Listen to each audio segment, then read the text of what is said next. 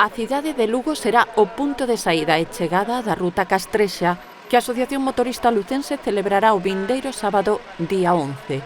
El mototurismo lo que pretende es, de alguna manera, pues lo que decía, poner en valor pues esa riqueza paisajística, turística, etnológica, gastronómica, cultural que posee nuestra provincia.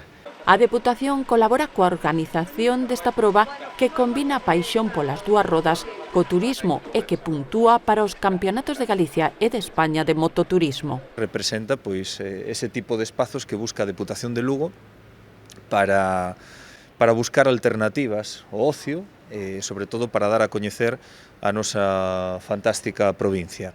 Por diante uns 350 kilómetros pola comarca da Ulloa, polas terras de Lemos e outros puntos da Ribeira Sacra. Sempre falamos dese potencial que ten o deporte, comentaba o deputado Pablo Rivera, para misturar deporte e turismo, non? E esta modalidade pois é espectacular para dar a coñecer aínda máis se cabe a nosa provincia, polo tanto, pois encantados de seguir colaborando, de que estexa consolidada esta proba.